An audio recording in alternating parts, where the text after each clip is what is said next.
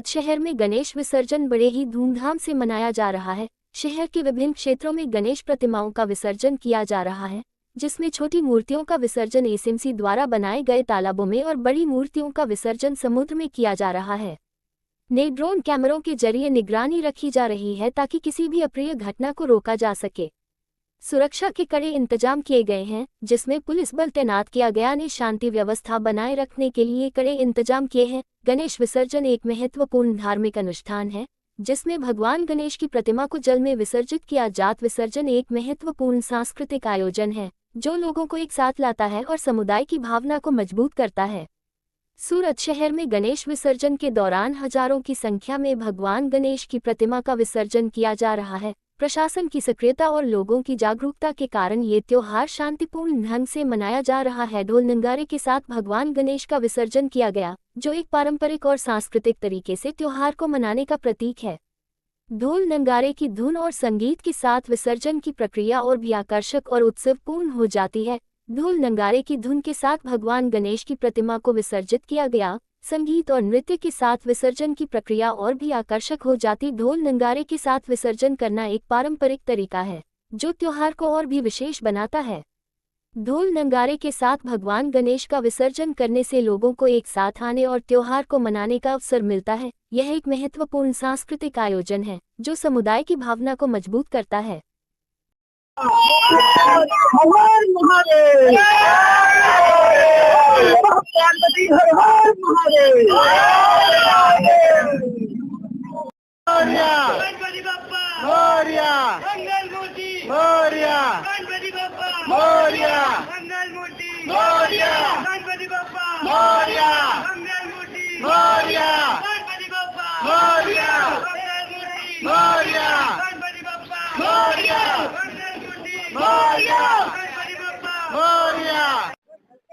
जी sir, आपનું નામ? હું PI NG Patel, 3 second PI. Sir, કયા વિસ્તારમાં ને શું આવ્યું? આજે રોજ 3 પોલીસ સ્ટેશન અંતર્ગત મોટા વરાછા વિસ્તારમાં કુંભવારાનું અહીંયા તૈયાર કરવામાં આવેલો છે। ત્યાં અત્યારે અંદાજિત 501 મૂર્તિનું વિસર્જન થઈ ગયું છે અને સુચારુ વ્યવસ્થાના ભાગરૂપે જેમ જેમ મૂર્તિ આવતી જાય છે તેનું રજીસ્ટ્રેશન બાકી હોય રજીસ્ટ્રેશન કરાવીને એમને પૂરતી જે ભક્તિ સાથે વિસર્જન કરવા માંગતા હોય પ્રક્રિયા પૂર્ણ કરીએ એમના માણસોને ગણપતિ વિસર્જન કરવા આપતા હોય। સર, ભીડભાડ ના સર્જાય, બધાને જે ભક્તિથી ગણપતિજીને લાયા છે એ જ ભક્તિ સાથે વિસર્જન કરી શકે તો એમને એ બાબતે જે એમને મતલબ જેવી ઈચ્છા છે એ પ્રમાણે વિસર્જન કરાવી શકે, બરાબર। અને સાથે સુચારું આયોજન થાય, કોઈ મૂર્તિ ખંડિત ના થાય કે એ રીતનાનું આયોજન સાથે સૂચના આપવામાં આવી છે। કાયદો વ્યવસ્થા જળવાય છે। પોલીસનો ખૂબ સરાહનીય સહકાર રહ્યો છે। શું કહેશો? જી બિલકુલ, સુરત શહેરમાં આખા વર્ષમાં સૌથી મોટો આજે ગણપતિ વિસર્જનનો બંદોબસ્ત હોય છે। એના ભાગરૂપે મહેરબાન સીપી સાહેબના માર્ગદર્શન હેઠળ બધું આયોજન કરવામાં આવતું હોય છે અને સિનિયર અધિકારીઓની સૂચનાથી પહેલાથી જ આ વસ્તુની રૂપરેખા ઘડી દેવામાં આવે છે કેવી રીતે એ દિવસનું આયોજન રહેશે, પણ ત્યાં આગળ ફરજ બજાવશે અને કોઈ તકલીફ વગર આખો જ જે અવસર છે એ પાર પડે લોકો તહેવાર સાથે। Thank you. જી, આપનું નામ? મુકેશ દેસાઈ। મુકેશભાઈ, આજે ગણપતિ વિસર્જન નિમિત્તે આજે ગણપતિ વિસર્જનનો તહેવાર દરેક ગણેશ ભક્તોને અમારી નમ્ર અપીલ છે કે ખૂબ જ શાંતિ અને સંયમપૂર્વક આ વિસર્જન યાત્રા જે આજથી સવારથી શરૂઆત થઈ છે તે સાંજ સુધીમાં રંગે ચંગે સંપન્ન થાય। સમગ્ર સુરત શહેરમાં લગભગ 80,000 ગણેશજીની મૂર્તિઓનું સ્થાપન કરવામાં આવેલું છે।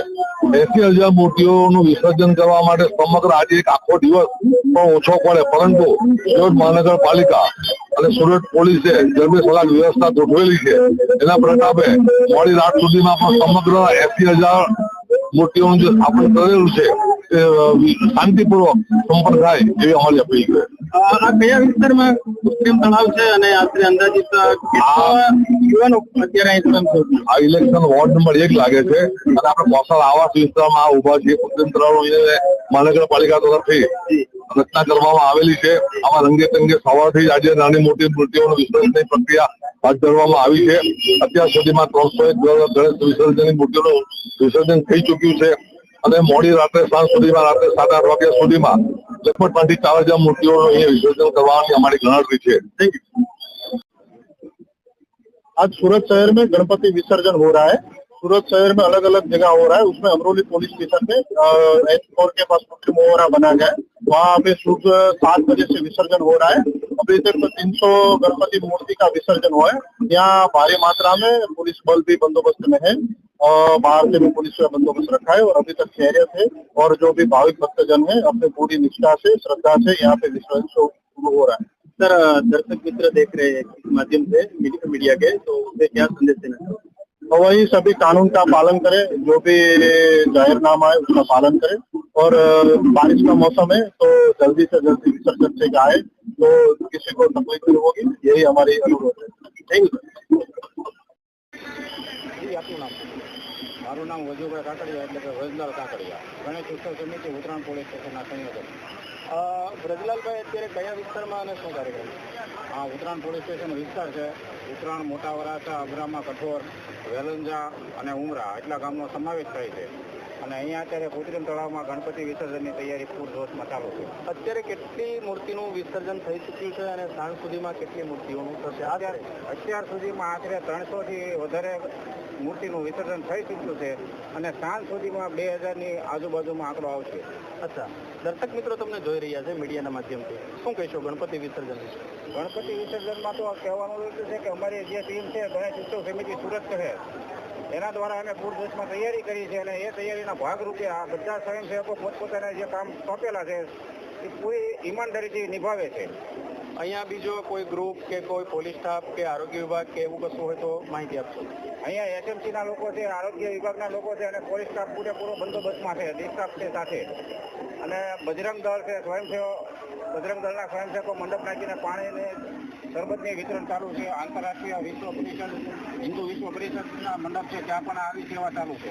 ગણેશ ઉત્સવ સમિતિ સુરત શહેર માટે છે, તમે એમાં જોડાય? હા, એની સાથે હું જોડાયેલો છું. તો એની કામગીરી છેલ્લા 2 મહિનાથી ચાલુ છે.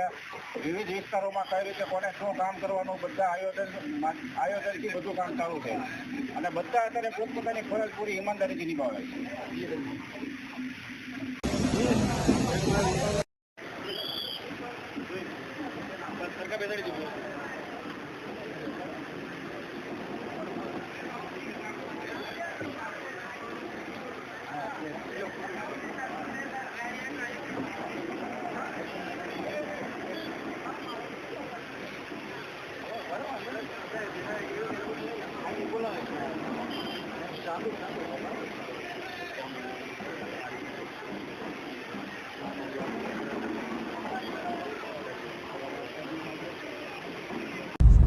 આજે ગણેશ વિસર્જનનો દિવસ છે. ઠેર ઠેર સુરતના વિસ્તારોમાં જ્યાં પણ ગણપતિજીની મૂર્તિ 10 દિવસથી પ્રસ્તાવિત કરવામાં આવી હતી, એ મૂર્તિઓ આજે આપ અત્યારે દ્રશ્યો જોઈ રહ્યા છો મોટા વરાછા અને અમરોલી વચ્ચેથી, કે જ્યાં ગણપતિજીની મૂર્તિઓને સરકારને અનુલક્ષીને જે સુરત મહાનગરપાલિકા દ્વારા કૃત્રિમ તળાવો બનાવવામાં આવ્યા છે, ત્યાં અત્યારે આ મૂર્તિઓ લઈ જવાશે, ત્યાં એમનું વિસર્જન કરવામાં આવશે. બસ એ સાથે